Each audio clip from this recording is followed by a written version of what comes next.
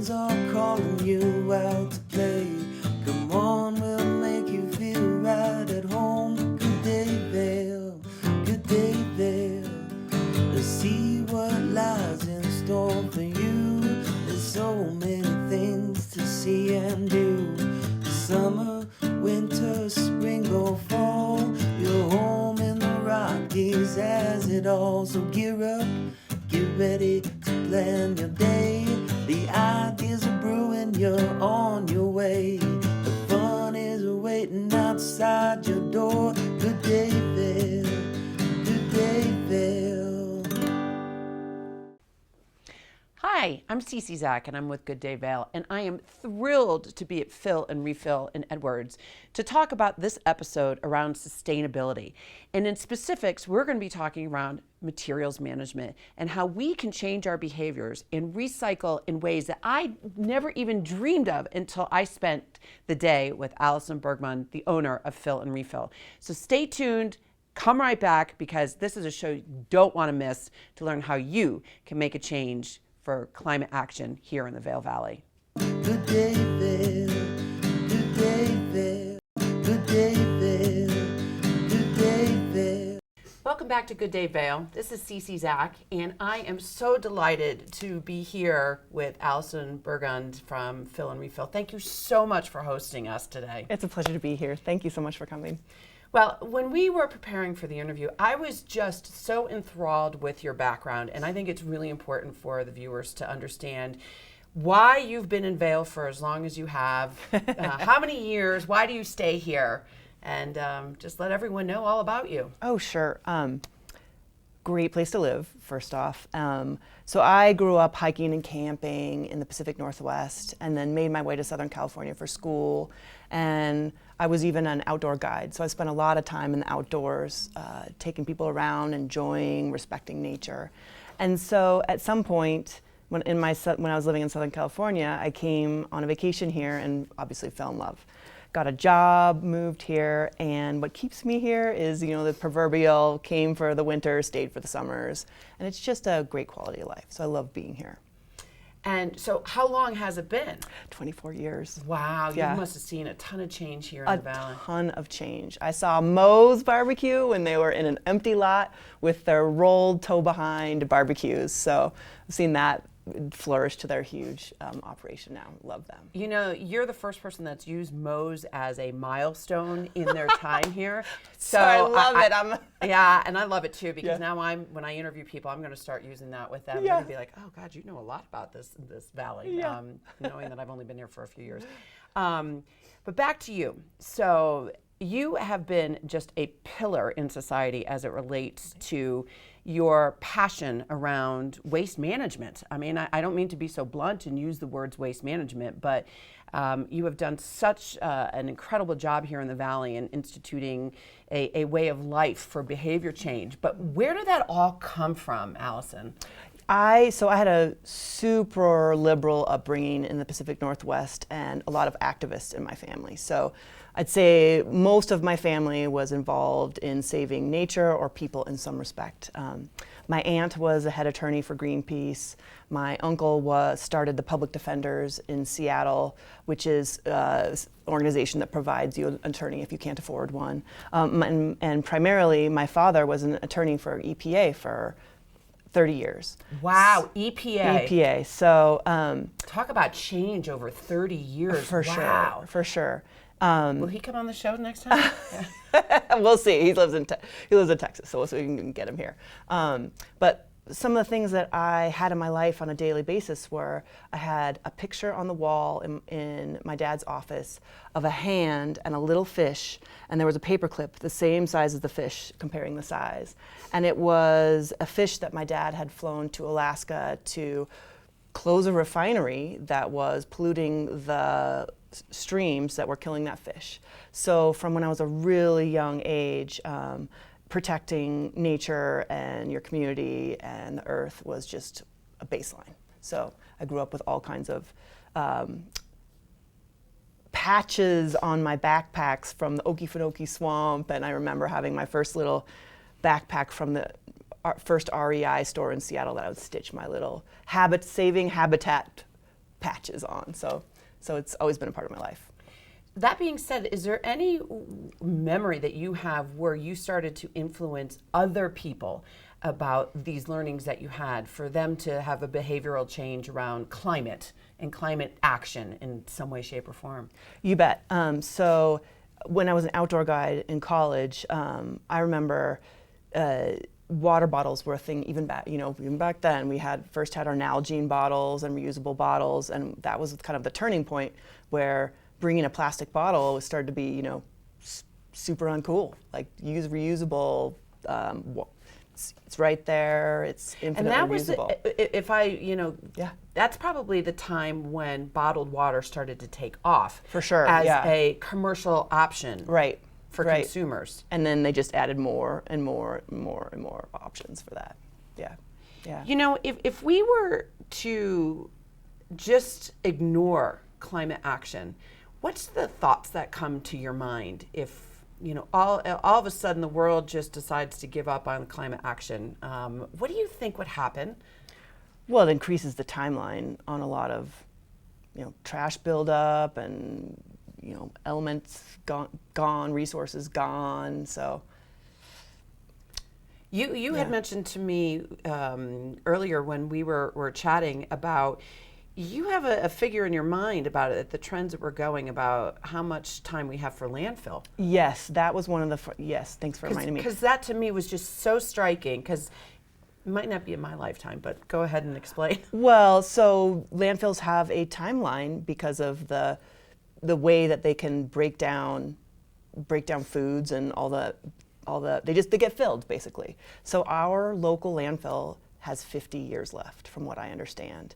And that means we have to find another place. We say local, Vail Valley. Vail Valley, yeah, wow. our landfill right over there. That. Yeah. For our generation, or the next generations, 50 years, that's it. Yeah, so in my children's lifetime, they will have to find another location in this valley for another landfill. Wow, and as I recall in the research that I've done, is that landfills emit a lot of methane, and that's what's killing the CO2. And by no means am I an expert in this, but in addition to filling this landfill, of which we only have 50 years, if we don't start creating more CO2 green gases in this arena, we're destined for humanitarian crises. Yeah, so I think that's jumping ahead, that's where refilling comes in. All you need is what's inside the bottles, not the actual bottles. So seems pretty simple to me. Yeah, adding to the landfills. It's making me really think that that I know, politics aside, there's been just a lot of up and down about people's beliefs in climate action. But I mean, I just know in the past 5 years what I've seen with the weather. And I mean, it's just mind-boggling what's happening in California and what's happening, here. We actually, this season, we've probably had the most snow that we've had in decades, which one could argue. I would agree. Yeah, it has something to do with the climate. So philosophy on recycling, or let's say the bigger term for me is around materials management, but you have come up with such a phenomenal, innovative idea. Just tell me about how you came up with the idea to help change behaviors with recycling. Sure. So I can't take credit for the concept. There are several other around the United States and around the world. Europe is very good at this, as a matter of fact. But I noticed in my daily habits that I was using the same shampoo. So every time I would go to the grocery store, I needed shampoo, buy the same bottle, come home, then the bottle would get recycled, thrown away, and repeat. How many shampoos is that a year? And that's just shampoo. So I was noticing all I needed what was inside of the bottle. I mean, I don't need this exact duplicate of that bottle 12 times a year. And then it gets worse and worse with dish soap, laundry soap, all the different products you use in your house. So I was just taking a notice of my personal impact on using plastics, and I actually laid out all the plastics I used in a month on my picnic table, and it was substantial. So I knew I could do better. Wow, you're just making me realize, because today is Recycle Day where I live in Avon, and I took out, and I'm don't have much waste to begin with, and I was shocked at how much I had. And I look forward to talking about your store in a second. But you know what? You just made me realize where my most recycles come from: beverages. Yeah. Beverages in general. And so, you have any thoughts on beverages before we get into what you offer here? That one's really hard, and my kids hate me, but we don't do a lot of plastic beverage bottles in our family. So I just try and limit that to infinitely recyclable things like glass and aluminum. Yeah. Yeah. Bubbly water is the bubbly water gets me, and I still have I bought one of the bubbly makers, but you can't get the cartridges since COVID. You can't get the O2 cartridges. So, well, I would ask our viewers to stay tuned. We're going to take a quick station break, or actually we're going to take a quick retail break at Fill and Refill, and we will be right back with Allison Burgund. Thank you. Good day, Vail. Good day, Vail. Good day, Vail. Good day, Vail. Hi, I'm Cece Zach, and welcome to Good Day Vail. We are back on with Allison Burgund from Fill and Refill, and it's just been a delight talking to you. I'm learning so much about what more I can be doing. So this portion of the show I really would like to dedicate to helping our viewers know more about what they can do to be more sustainably responsible. So the philosophy behind the store. You mentioned that this context it has been widely adapted in Europe. But tell us what your goals are with this store, the philosophy and the goals behind the store. Philosophy is to get people to not use a new plastic container every time they need a product. Baseline. And you did mention hair, shampoo, you mentioned dish detergent, you mentioned laundry detergent. Yep. Any other, hand soap. Oh man, all kinds of stuff. Even stainless steel cleaner. We have sunscreen, we have hair gel, we have And none of us here use those. Hairspray, the hair sunscreen. Gel. That's funny. Well, sometimes I do, but I didn't even think of sunscreen. Yeah, all kinds of stuff. Toner, lotions, all kinds of things. Oh, body lotion. Body lotion, yep. Okay. Truly, my philosophy is that there's five products you use in your house every day. And it depends on who you are, what those products are, but there's at least 5 that you use on repeat. Hand soap, laundry soap, dish soap, hand lotion, whatever your other one might be. Start refilling those. See what happens. See how many plastic containers you can save a year. So with that in mind, who's a typical client of yours in the store? Typical clients, and this is one of my favorite things, they come into the store and they are happy. They are so happy that there is an option. I have a lot of really happy customers, very few angry customers. They're so happy that they can contribute in their own way to saving plastic and, saving money on their recycling in the end and saving plastics from the landfill. Interestingly enough, I have a lot of kids who are in their teens, and they tell their parents. And I love the that. parents come back, the teens come back, and they buy packages, deodorant in paper package, or they reusable cloth facial wipes, and then the moms and the dads come back in and they buy laundry soap, dish soap, hand soap, all those things. Yeah, and that's really important for the viewers to recognize that our younger generations are the ones that are really going to help us understand how we can contribute and change our behavior. Because I didn't even think of the facial products or the deodorant. Boy, I'm behind the times. Ugh, I don't want to admit that to everyone. We'll go through some stuff. All right. Thank you for that. Tell us a little bit about your price points, because my assumption would be that doing this is wildly expensive. But after talking with you, that's not the case. No, one of my favorite things is that I check the price points on items that are offered in big box stores weekly to compare, so that I can talk to people about that. And the number one selling item that I have here, laundry soap by Boulder Clean, is $3 cheaper here to refill than buying the same amount in one of the big box stores around town. So that's one of my very favorite things. On the whole, the product. And when and let me just interrupt. When you say at the big box store, that's we're buying that a new plastic container every time we go to a big box. Got it. Right. Okay. And so, in general, the products are clean products. They're good products. They equate a lot to the products in the organic section of the grocery store. So the price point is very similar to that. Okay, that makes it much more reasonable for us to recognize. To understand, yeah. What type of community impact would you like to make here in the Valley? Oh man, I would love to save those years off that landfill. That would be Okay. a great goal. I would love to, bottom line, slow down the filling up of the landfill. I know that's a big goal, but dream big. You know, one of the other things that I think about, and not that I want to share too much with our viewers, but I have found that I have a lot of BPA in my physical body, in my cells, in my blood, not my blood, but my cells. And that's thanks to the integrative medicine doctor that I work with. And I, for the life of me, cannot figure out where this BPA has come from. And I have switched to glass many, many years ago, cooking in glass and what have you. Tell us a little bit about containers in general. So, you know, I guess food products, you know, tell us a little bit about your philosophy around containers, plastics versus glasses versus, you know, BPA free and... Sure. So one of the tenets of the store is that I only offer containers that are glass or aluminum, and I don't sell any products that are packaged mostly in glass. Glass. I only sell products that are packaged in glass when you buy them as a one-off products. So I try to limit my connection to that at all in my life. So I do that in the store as well. If you were, and we're going to get a chance to kind of walk through the store in a few moments, but if you were to leave our viewers with tips about things that they can be doing at home just to physically make a behavioral change in this recyclable space, what is it? Refill as much as you can, save plastics. There's some really small shifts that you can do that are, that don't make that much of a difference in the pattern of your life.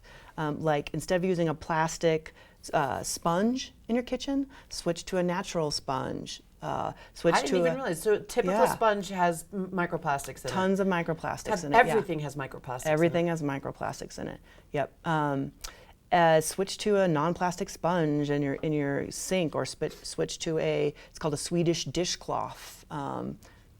Invented in Sweden, comes from wood pulp and cotton fibers, and no microplastics there. Wow. Yeah. You know, I was just listening, Wall Street Journal has a podcast about new things in the world, and I just listened to one about how much microplastics are actually released from our clothes into the water in the washing machine and is disposed ultimately to our oceans, and that the level of our oceans, there is a coating on the bottom of our oceans of microplastics. And the lack of knowledge that I have about this until I just heard this podcast was just extraordinary. So I love, you just saying the sponge has microplastics in it. Our clothes have microplastics. The stuff we wash our clothes with has microplastics in it. So I think it's important for our viewers to really just take a little listen to what we can do to change. So with that in mind, we're going to take a quick tour around the store where Allison can pretend that I am a first-time shopper and take me through what I should be looking at and how to change my behaviors at home. You got it. So Allison, I'm a first-time customer and I am so excited to be here, but I have no idea what to do. Walk me through it. You got it. So my favorite thing is that it's all about the vessel. So you can purchase one here, you can bring one for home, and we even have a small selection here, big and small at different times, of donated things. So you don't have to buy a thing for the container. You can just come right in. The way that it works is you take your vessel and we weigh it first so that you can take away the weight of the vessel at the end and just pay for the product that you get. So another favorite thing is that if you're trying a new product, you can just get a little bit. One of my very favorite things. And then when you come back and you like it, come out and fill it up. So a little or a lot. So we have the vessel, all right? Vessel. And here we have all of the stuff that we talked about: lotions, shampoos, detergents. We All fill kinds. the vessel. Fill the vessel. You weigh it again. We price it per weighted ounce, and then you're on your way. That's awesome. Yeah. All right, let's move on to another part of the store. So you had told me about bar soaps for your hair. So Yeah. Okay, so one of my favorite products in here is bar shampoo and bar conditioner. a lot of people are just getting into it, but there are so many options for that. And frankly, this conditioner is probably one of the very best conditioners in this store. It lasts forever. It works really well. So you're not sacrificing anything. Let me ask, how hard is it for someone to start using a bar? And I'm thinking that's like a weird sensation. I know. People think it's like taking a traditional bar soap and rubbing it on your head and it's going to pull your hair. It's a very easy transition.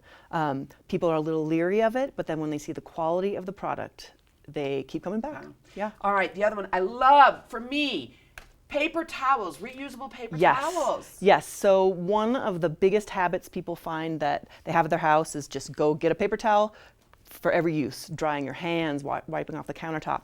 And this is a really good substitution for that, in that you can use the same habit, getting a paper towel, and then just wash it and reuse it. So it's a really good way. Mm-hmm. And let's just end on what I also love too, is the deodorant. I love the packaging and hadn't even thought about recycling deodorant. Excellent. I offer an excellent options for deodorant, wonderful smells, naturally scented, and they all work really well. That's my favorite thing. I think sometimes natural deodorants get a bad rap, and we use them so often we just don't even remember how much plastic is in a regular deodorant. Awesome. So, yeah. So, Allison, thank you so much. I want to give you a big hug. Thanks for I learned having me. so much Thanks. from you today. Yeah. And thank you for watching us at Fill and Refill, and hopefully you will change your behaviors. This is Cece Zach with Good Day Vail. Have a fabulous day. The ideas are brewing, you're on your way. The fun is waiting outside your door. Good day, Vail.